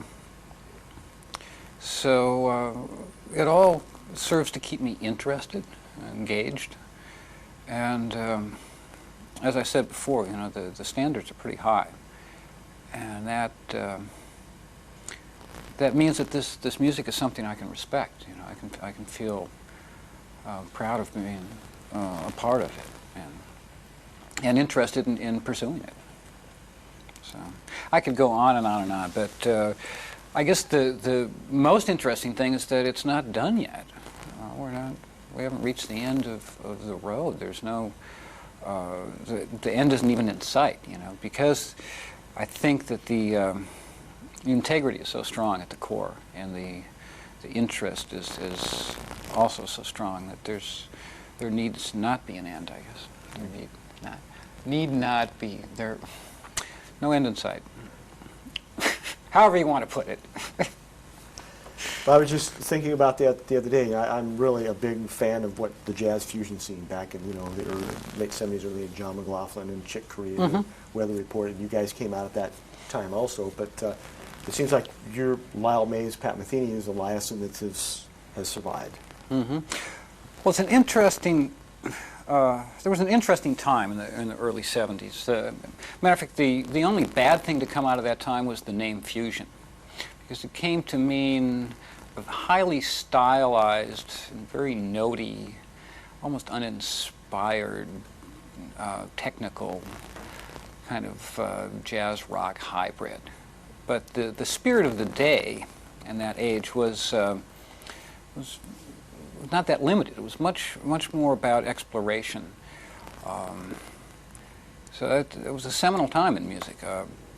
When I think of Weather Report and Chicks Light as a Feather, Herbie's Headhunters, you mentioned Mahavishnu Orchestra, Frank Zappa for that matter, and all the stuff Gary Burton was doing. There was an age of exploration, an age of excitement, and it influenced me profoundly. But what I took from that was the notion that jazz should be reinvented, which I think is historically sound, and I think as opposed to what some younger narrow tie guys kind of say, jazz is not defined by a particular person or a particular decade or a particular sound. It's more an attitude of music. It's a pursuit of expression. It's always been based, I think, on the history of music and infusing that historical line with some modern influences. So I think to truly be a jazz musician, you should be involved in reinventing what jazz is. That's what I thought my heroes did when I grew up. And I still think that that's the way to go. So to the extent that we can kind of reinvent the band and reinvent what we're about and keep it fresh in that sense and have it mean something and relate to what's going on currently, I think it'll continue to be successful. Great. Your playing specifically, I notice, well, when you solo, there's a lot of polyrhythms in your soloing. Are you aware of that, or where your influences come from, in that aspect? Well, my influences as a player, actually, I don't have many influences as a player. Obviously, I listened to Bill Evans when I was growing up. I'm a fan of the great piano players, but I listen mostly to composers, and I listen mostly to composed music, and I try to have a compositional approach to what I play. So that's not to say it's always successful, but it's an approach that doesn't necessarily involve drawing on certain pre-practiced licks or techniques. It's more based on responding to what's been played, responding to the important aspects of the current piece that we're playing, and to that extent I don't come in with a sort of pre-programmed idea of what I'm going to play or what form it's going to take. So if something turns out to be polyrhythmic, it may be in response to what Antonio's doing, or it may be appropriate for that piece, but I'm certainly not thinking just of the rhythms. It's almost how can I say it? It should be an extension of the musical idea. What are you thinking of when, in the act of music, they're on stage playing with Patty? What kind of goes through your mind? What do you think? Well, that is the most difficult aspect of music to talk about, because I firmly believe that music is its own language with its own grammar and its own syntax, and certain kinds of musical thought cannot be expressed in words, nor can they be expressed in mathematical formulas or any of the other languages. That's what makes music great. That's what makes it a complete universe. But there are certain thoughts and impulses that I would describe as absolutely purely musical. I know a lot of people listen in terms of imagery, or they listen in terms of emotions, but it's important to realize that the musician doesn't necessarily have the emotion, or doesn't necessarily think of the same emotion that the music he produces will evoke. So something that turns out very tender and just maybe heartbreaking could be the result of thinking about motivic development or thinking about orchestration. So that may sound kind of cold, and I'm not saying that we're all unemotional, far from it, but it is a very, very different process with its own language, and the more that one knows about that language, the more one can sort of perceive that in the music. So again, without getting off into a dissertation, it's pretty much impossible to describe what's going through my mind. Mm-hmm. You did a very beautiful piece with Pat. He plays this small guitar, almost like a ukulele. Very, very sensitive. Guys seem to be more and more growing with this sensitivity, especially with dynamics. I mean, that's been a part more and more of your music. I find out. Do you see yourself doing that? I mean, is that a conscious effort to do? Is just a way you're growing? Guess what I'm trying to ask you? How is the band growing? There's a bunch of questions in there. That's right. Pick one, whichever one you like. Pick one to answer.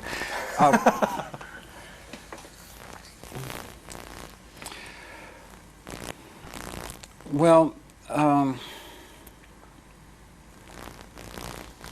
think one of the reasons that Pat and I can play a duet together that sounds, how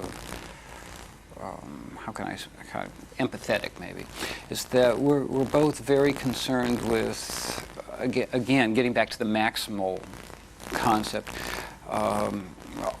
we're both concerned with all the aspects of music as much as we can be, as often as we can be. So music is often described in terms of, melody, harmony, and rhythm. And certainly those are main elements of music. But to that list, I add orchestration, dynamics, drama, register, on and on and on. The basic building blocks of music for me involve a fairly large set, and I know that's the case with Pat. I can hear it in his playing. And so we're trying to each be aware, I think, of all these aspects of music at all times. In some sense, it's a defining aspect of the band.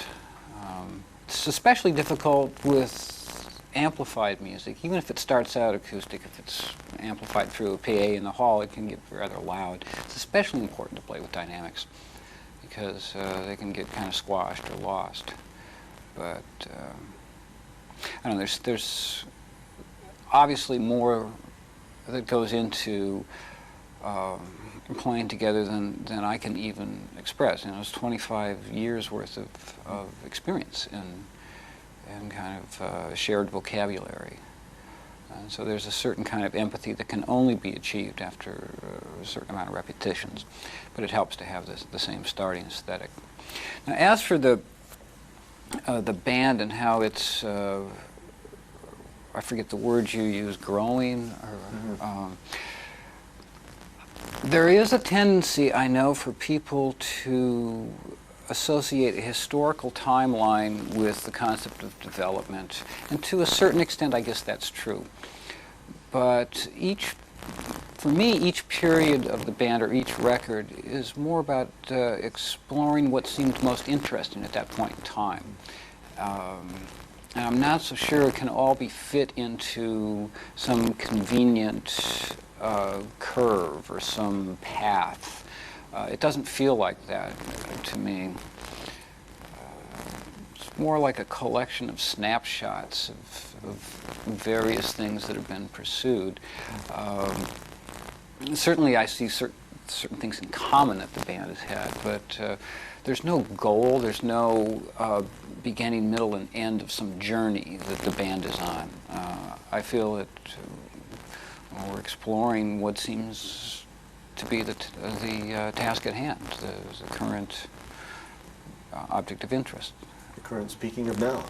So, speaking of now. What about, real quick, you play a guitar this time with Pat? Ha! Hardly. I've told people that that's the most fun I have all night because I don't feel any pressure. I mean, no one expects me to be a guitar player, so I can just have fun up there.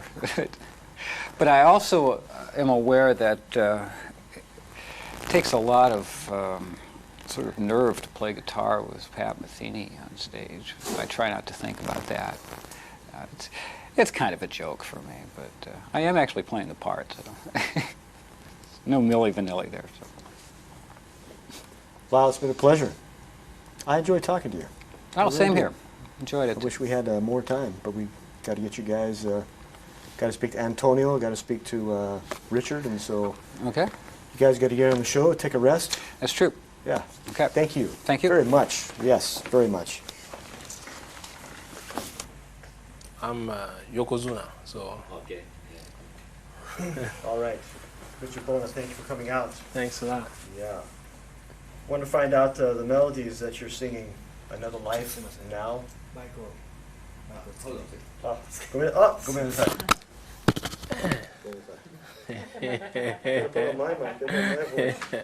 That's why I couldn't hear, man. That's why. Okay. Want to find out about the melodies that you sing on Another Life, You. They're beautiful. And are you singing just syllables, or is there words to that, or what are you thinking of when you're? The syllables, and I make up a different story each time I sing them. That's what makes them, you know, you can make up a different story each time you sing them, because basically there are no lyrics on those songs, so they are syllables. So it's just syllables only? Yeah, only not syllables, actual, yeah. Not actual words with meaning? No. Okay. Okay.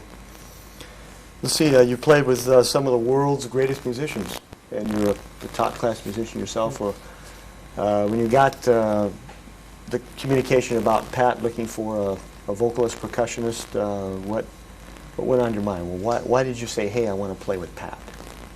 Because Pat is one of those musicians I wanted to play with, you know, since I was a little tiny musician, you know, listening to the Pat Metheny group and all of the stuff that he's done beside of this band, or, you know, there's all some other band we play with and some other leaders he play with also, you know. In my mind, you know, I wanted to play with, he's one of the guys I wanted to play with, so when the occasion shows up, so, you know, I told him, yeah, I could do it. You know? Just real quickly, what's the story behind you being in contact with him and actually him giving you a telephone call? Is that how it happened? Or? I don't know. Pat called me already before. I don't know who gave me my telephone number, but it's, you know, it's easy to get my telephone number. You know, in New York it's really easy. I mean, we know a lot of people. We knew a lot of people in common, so, you know, it was really easy to get in touch with me. And we spoke a few times also, you know, we met a few times in a few festivals in Europe, and, you know, and we had a little conversation, and, you know, and that came up when he was putting a band together, and he told me about the band, and and I told him, hey, what are you looking for? Are you a singer who can play this, who can do this, a bass, a guitar, whatever? I said, hey, that's me. So I went up and tell my manager, trying to make it happen, because on the other hand, I have my band too, and I tour a lot with my band. So this year, basically, I've been on the road only with Pat most of the time, and it's been a lot of fun. Pat introduces you as Richard Bono on everything. On everything. Belly dancing and everything. What if is there something really that you can't play musically? Oh, there's a lot of instruments that I can play. Okay. I can play bassoon. Okay. I can play violin. To try. Okay. But what's your forte? What's my what? What's your forte? What can you do best? What do you think you shine the best at? It's music. That's what I've been doing for years, I think, and that's what I do every day. So, but what is my main instrument today is bass and guitar and my voice, I would say, All of the other instruments aside, like saxophone or marimba, or I just happen to play them when learn a line or study a specific way of playing a song, or and just play them. But I won't go ahead and say I'm a marimba player or what. I don't play those instruments every day. The instrument that I really play every day are like bass, guitar, and my vocal that I use every day. Can you tell us about your spiritual journey and how it meshes with music? My spiritual journey started a long time ago because I grew up in a church. My mother is a church singer. My grandfather is a percussion player in the church also. Not anymore because over 100 years old. So I basically grew up in the church. That's how I started to play music. I started to play music in the church. So it's a part of my life. And every morning when I wake up, the first thing that I say is, thank God, you made me a musician. Really. So it's basically follows me everything, everywhere that I go and everything that I do, It's my guide. Mm-hmm. Can you tell me what specifically you're learning from playing with the Pat Metheny group? What musical things are you learning? How you're growing musically? You learn a lot. And where it's really, Pat is this band is being out there for a while, they changed the sound so much, during this, the 70s, 80s, or, this is one of the pioneer band, and Pat is unbelievable. He's an incredible musician, and personally I learn a lot, and I'm still learning. That's what I do. That's the purpose of it. When I go and play with someone, my main goal is go out and learn something. Otherwise, it's not worth for me. So when I took the gig, I knew I would learn something, and that's what I'm doing now. Hopefully, I will use it for, tomorrow, maybe in a good, You are featured in a trio with Pat and Antonio. You play bass, which is kind of I don't know, is it unusual? I don't know. Steve Rodby is already there as a bass player, and you're kind of a featured musician that comes in, but of course you do it so well. Talked to Steve about it. He said, "Wow, Richard does it so well. We're different kind of bass players." Can you tell us about that experience? What's it like playing up there, just the trio, the three of you? Oh, it's great, especially playing those songs the song that he did with Jack on his first record, And I grew up listening to Jacko also. So it's really fun, really. It's really fun for me to go and play, those songs that I used to listen when I was, I don't know when he recorded that album in the 70s, 76 or something like that. I mean, I was just a little kid, and I discovered Jericho when I was 14 years old, and I started to collect everything, every album, single album that he played, and then I found that record, The Bright Side's Life. So today playing that song means a lot for me, and it's fun. You do a particular song that has a voice loop. I forgot the name of the title, but you sing into a microphone and it records a loop, and then you sing on top of that. Yeah. What's the name of that song again? Do you remember? Don't remember. I don't remember, man. Okay. I'm so bad when it comes on title, Okay. That's Well, always happens. Let me start the question over again, okay? You sing through a voice loop during the concert. Yeah. Can you kind of explain that process, or are you singing just... It's a loop that made by a Kai. I love that little machine because I practice with it home a lot because, I don't have a group of singers with me at home every day. So, I use that little machine just when I have a melody and trying to harmonize on top, and, that's how I practice home. And when Pat asked me to do like an introduction of this thing before, on top of this song, and I thought about using it. So, and he likes it, and and it sounded great, Again, are you singing any of your native language, or is it again just syllables? Or? Again, syllables, because Pat wants a lot of songs with syllables. That's what he mentioned to me in the beginning in the studio when we started doing recording. Because I suggested, man, why don't we put lyrics on those songs? He said, well, the thing is always, I like those songs without any lyrics and all those things. So, and it's different the way I do it, or the way, I never sang with syllables before, when I'm practicing, but at the end I will put some lyrics. So it was new to me. So trying to keep it with no lyrics and just put some syllables on it. So, and my grandfather taught me, always make sure you follow the leader. When you have a leader, follow him and make sure, so you satisfy the leader. Even if, I never sang with no lyrics before. So, but that's the way Pat wants it. So, I started to, and actually, all of a sudden you discover something, because if you open that door, it's like, okay, let's do it that way. And now I find myself now singing a lot with no lyrics and all this thing, just doing those syllables sometimes when I'm home.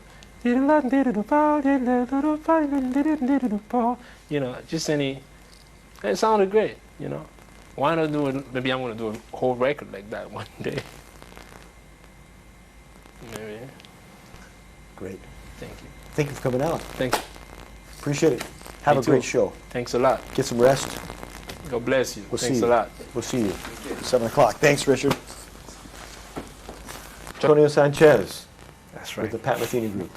Speaking of now, here in September of 2000. And want to find out, we spoke about just a little bit yesterday backstage, you're also an accomplished classical pianist. And can you just tell us a little bit about that, and how does that help with drumming? Well, yes, I studied piano. It was actually my major in college for 4.5 years. The actual major is 8 years, but halfway into it, then I went to Berkeley to study drums. But it was great. I mean, it helped me a lot in order to understand, another instrument, and to be able to play with it when I'm playing drums, to be able to understand a lot more about harmony and melody and how to be musical when I'm playing with somebody. So yeah, it definitely helped a lot. Mm-hmm. You're you've got a great gig with an incredible band. And we talked about this yesterday. Paul Wertico coming and sort of taking up from what he put down for so many years, and now you're coming along. Of course, you're taking it on a different edge, but do you feel like there's something that you've What do you say? Need to fulfill a tradition with the Pat Metheny group? Well, I mean, Paul Wertica definitely. I mean, he's an outstanding drummer, and he left a whole legacy there. So there's no way I can ignore that, you know. So I definitely have to, you know, take care of the music, and I have used a lot of the stuff that Paul used in the band, and the sound that he created along with the group. So I'm trying to fulfill that sound and then to put my own signature on top of it. I think one of the things that Pat liked about me is that I come from a completely different place, geographically, culturally, and musically. You know, I'm from Mexico City.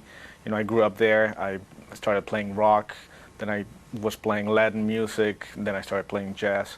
So, I mean, the palette of music that I've covered is very wide, and I try to put all of that into the music within the concept of the Pat Metheny group. Mm-hmm. Your drum sound, you've got a higher pitched bass drum, and the toms are, it's like a jazz quartet, you know, bebop kind of sound. Exactly. I'm glad you noticed. And, yeah, that's what I try to go for. And the more jazzy sound. Okay. Definitely. Because then it makes me play different. Whenever it's a drum set makes me play in a more open and more challenging and open way. Mm-hmm. Great. Can you tell us about, I guess, the process of auditioning with Pat? How did that all come about? Tell us a story about how you came to become. Yeah, it was a long process, actually. We met the first time in Torino, in Italy. So I was playing there with the band, and he was playing with his trio. And they opened up for us. Well, I should say we closed for them, you know, because Pat likes to play first. So we were sound checking, and all of a sudden I felt somebody behind me. And I turned around, and it was Pat, and he just, you know, went like this, and he was like, "Hi, I'm Pat." Like, yeah, I sort of know who you are. And he introduced himself, and we started talking. He said he liked it, and then he listened to the whole gig. And I guess he dug the gig as well. And then we met again in London. I was playing in a club. He was playing somewhere else. And then after his gig, he came to our gig, and he checked it out, and I guess he liked it as well. And then he just sent me an email. You know, we exchanged emails, and he said, you know, I really dug what you're doing. I really think you're musical. And what are you doing Thursday? You want to play? And of course I freaked out, and I was like, yeah, sure, let's play. So I just went to his studio in New York, and we just played duo for like 4.5 hours, and talked and played and talked some more and played some more. And it started that way. You know, we would get together every week, every couple of weeks, and just work on stuff. And he had mentioned, you know, the possibility that he might be looking for musical change in the group. And, you know, I was more than up for it. So it was a long process, but it was all worth it.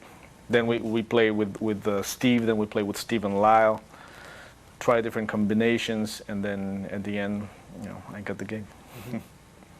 So when you're learning new music with the Pat Metheny group, is it given to you with charts? Do you give you recordings? Or you listen to old stuff? How does that? Well, for the old tunes, I listen to the recordings, of course.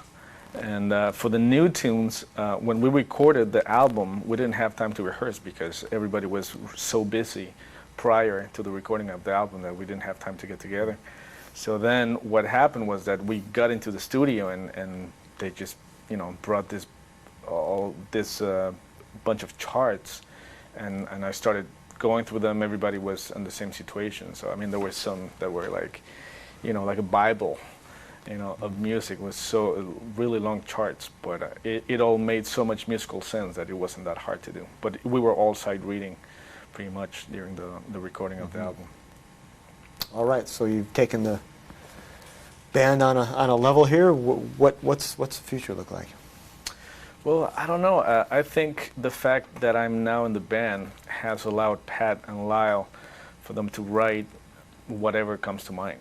You know, I'm somebody that has worked a lot on you know, odd time signatures, metric modulations, polyrhythms. I'm really interested in all that stuff. I love it. You know, so I think they know that, and now they have the liberty of writing all sorts of, complicated and whacked stuff, for me to sink my teeth into. So I mean, I'm thankful for that, because the more challenging it is for me, the better. And some of the new material in Speaking of Now has a lot of that they wrote, thinking of what I could do with it. Mm-hmm. So it's been a lot of fun. So when you're actually playing on stage with a group, what goes on in your mind? You singing the melody, or what goes on? I have no idea what goes on in my mind, to be honest. I think music is one of those things that when you start thinking, and then you can't do it. If you just completely put your mind at ease and then just listen to what everybody's playing and what you're playing, then everything's fine. But if I start decomposing everything everybody's doing and everything I'm doing, then I'm bound to mess up. That usually has happened in the past. So I learned not to think and just react. Just use my instinct. I think that's the best approach. Yeah. Well, in closing, there's a particular song that Pat does. It starts with a hand clap. Remember that one? Yeah, First Circle. Yeah. Well, that's full circle. Can you First teach? circle. First circle. Yeah. Could you teach us that? Is that easy to do? do you know it? Yeah, I know it. Yeah, well, it's in a weird time signature, and I actually learned it by ear. I learned it by ear with the recording, and then when I went to the Pat Metheny songbook and opened it on First Circle, I was surprised to see what was written out. So I closed it down, and then I just learned it by heart. To me, that's the best way of learning stuff. I don't really like reading too much, because it distracts me from what I can do on the actual instrument. And besides, it's not like a saxophone or a guitar that you can have the music right in front of you, and then you can play. The drums, you cannot put it in front because you have so much stuff. So then you usually have to put it on one side, and then you're trying to do all this stuff at the same time, and you cannot see what you're doing. So it's a little complicated. That's why I'm really a fan of learning stuff by heart. Right from the first gig, I knew the whole thing by heart. I didn't want to read. Can you clap that rhythm out for us? Yeah.